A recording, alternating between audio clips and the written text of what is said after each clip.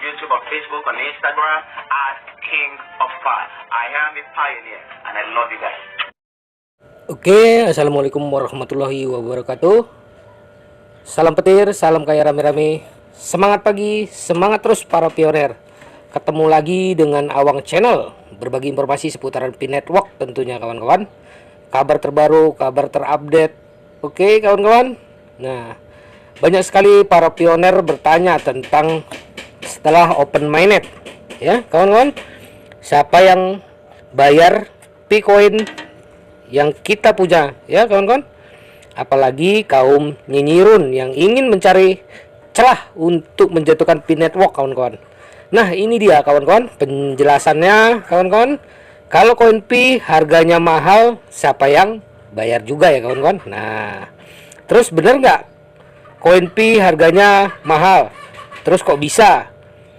Ada info yang sangat penting kawan-kawan dari Animo yang beredar kawan-kawan ya, yang harus pioner ketahuin. Ada beberapa pakar dan core team yang membahas tentang harga Pi, dan ini layak bahas kawan-kawan secara tuntas tentunya kawan-kawan ya. Nah, oke kawan-kawan. Nah, siapa yang akan bayar Pi saat open mainnet? Nah, untuk memudahkan ya pemahaman, yuk kita ambil dari negara kita dulu nih kawan-kawan. Nah, yang berdasarkan ilmu ekonomi. Sebagai contoh ini kawan-kawan, pemerintah kita menentukan harga dasar gabah kita melalui bulog.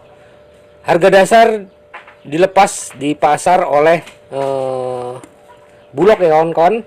Waktu panen raya, harga gabah akan sangat rendah dan petani akan sangat merugi. Tidak sesuai dengan modal yang dikeluarkan.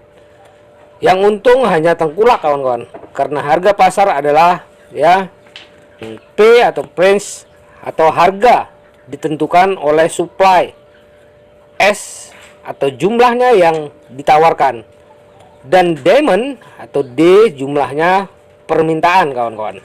Jadi S dan D ini yang menentukan P atau harga di pasar bebas.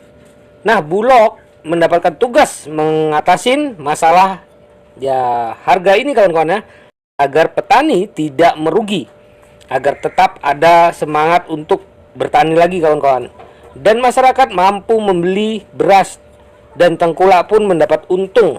Karena itu harga ditetapkan harga dasarnya gabah oleh pemerintah melalui bulog kawan-kawan. Setelah ada perkembangan harga, terus siapa yang membeli gabah? Bulog di sini terus mendapatkan tugas untuk menentukan harga, juga bertindak sebagai utilitas yang disiapkan pemerintah untuk membeli gabah dari petani yang sesuai harganya yang ditetapkan. Orang lain seperti tengkulak atau perseorangan bisa nggak kalau mau beli gabah? Tentu bisa, asal sesuai harga yang ditetapkan pemerintah melalui bulog itu. Kalau nggak mau, ya tentunya bulog yang membeli gabah dari petani. Tentu kawan-kawan, tengkulak kalau nggak mau ikutan aturan akan rugi sendiri kawan-kawan, karena akan kehilangan usahanya. Menyediakan beras misalnya karena pelanggannya yang sudah banyak, jadi dalam hal ini pembeli gabah yang harga dasar telah ditetapkan tersebut tentu bulog yang utama, utilitas yang disiapkan oleh pemerintah. Pengusaha penjual beras, orang-orang yang membeli gabah dengan harga yang telah ditetapkan tersebut, sehingga harga dasar tercapai kawan-kawan. Nah, petani masih bisa untung dan masih bersemangat bertani. Pengusaha yang beli beras masih untung, masih terjangkau pula harganya untuk dibeli berasnya oleh masyarakat atau konsumen kawan-kawan. Lalu bagaimana dengan Picoin harganya yang ditentukan oleh core team saat open mainnet? Bisakah harga mahal, dan siapakah yang membelinya? Nah kawan-kawan, saya kira dari gambaran di atas sudah jelas kawan-kawan bisa dipahamin siapakah yang membeli koin Pi dan bisakah ditetapkan dengan harga mahal. Core team atau pihak Pi Network akan menentukan harga awal Bitcoin yang bertindak ya, utilitas di awal ya kawan-kawan, yang nggak hanya satu kawan-kawan, menyediakan utilitas yang nggak hanya satu seperti di Bulok itu. Core Team menyediakan banyak utilitas di ekosistemnya yang bisa ya bersifat sebagai pembeli dengan cara barter dengan barang dan jasa ya kawan-kawan, juga dengan cara tukar dengan uang fiat ya, atau dengan cara tukar dengan kripto yang lain. Selain itu juga Core Team tentu juga mempunyai sponsor dan pendukung keuangan untuk modal beli koin ya, harus ya beli bila ya kawan-kawan, bila Pioneer menjual koinnya, Core Team siap menampung koinnya. Begitulah kawan-kawan ya. Nah, selain itu juga Core Team tentu juga mempunyai sponsor dan pendukung keuangan kawan-kawan untuk modal beli ya. Harus membeli koin Pi sebagai gambaran ya kawan-kawan. Elon Musk sudah mengucurkan dana untuk membeli Pi 1,5 triliun dolar. Setelah itu juga Amazon dan marketplace yang lain juga sudah siap dengan harga segitu. Exchanger yang sudah siap beli koin Pi ya, berada di ekologi Pi sudah ada. Juga utilitas ya kawan-kawan. Yang lain seperti di Pitogo dan lain-lainnya, mereka di Open Mainnet sudah serempak semua menerima transaksi dengan koin Pi sesuai dengan harga yang ditetapkan oleh Core Team.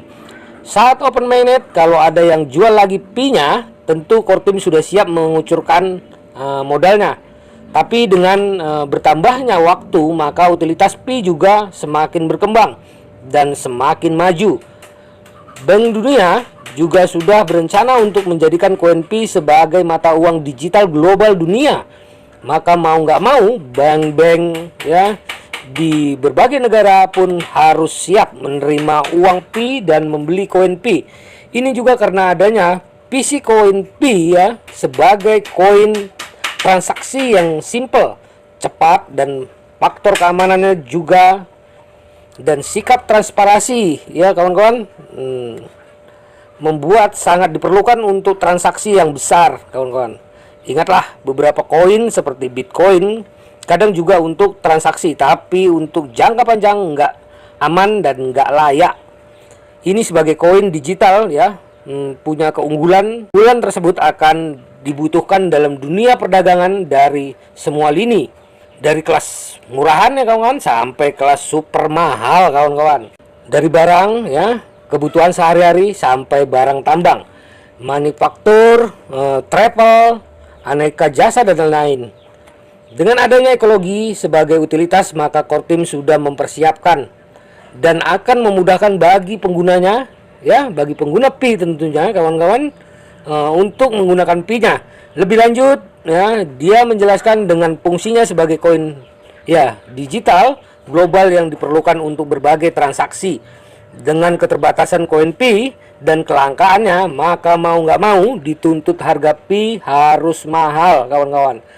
Selain itu ya, jika harga Pi murah, begitu Open Mainnet, para pemodal besar akan memborong koin Pi dan akan menjual kembali atau ke Pi Network. Nah, malah Pi Network akan gulung tikar sebentar saja kawan-kawan, begitu Open Mainnet. Nah, begitu habis Open Mainnet tuh kawan-kawan. Tapi kalau berharga mahal, maka orang-orang yang sangat kaya yang mampu beli, juga mereka yang menggunakan Pi untuk barter dan juga digunakan untuk transaksi yang berlangsung lama.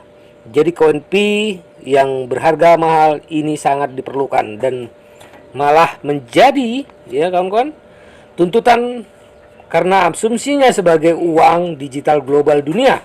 Dan untuk keberlangsungan perusahaan Pi tentunya agar bisa eksis terus kawan-kawan ya. Nah, doakan saja ya kawan-kawan, akan tentunya untuk kesejahteraan ya, kesejahteraan masyarakat dunia, khususnya para pioner. Nah kawan-kawan, itulah visi dan misi Pi Network ya untuk dunia ya, insya Allah ya. Jadi siapa yang membayar Pi sudah terjawab juga ya kawan-kawan. Nah, benarkah koin Pi berharga mahal? Sudah terjawab juga kawan-kawan. Nah, saya rasa penjelasan ini sudah meyakinkan Anda ya kawan-kawan ke Open Mainnet ya. siapa yang membayar, kenapa harga Pi harus mahal, ini sudah dijawab semua kawan-kawan ya. Nah, kita doakan saja agar berjalan lancar kawan-kawan dan membawa berkah bagi para pionir semua ya, kita semua kawan-kawan, dan kesuksesan tentunya buat kita semua kawan-kawan. Ya, itulah kawan-kawan, siapa yang membayar Pi kita saat open mainnet. Nah, sumber ini ya kita dapat kutipannya dari ya media sosial kawan-kawan, dari Twitter ya, dari grup WA, grup Telegram ya kawan-kawan. Nah kawan-kawan, jadi penjelasan ini membuat ya semakin ya semakin cerah, semakin jelas Pi networknya dengan tujuannya, dengan harga global konsensusnya kawan-kawan. Nah kawan-kawan, tetap semangat ya, jangan lupa klik petirnya, tapi tetap jaga kesehatan karena kesehatan itu amatlah penting ya kawan-kawan. Oke kawan-kawan, salam kaya rame-rame. Oke, wassalamualaikum warahmatullahi wabarakatuh.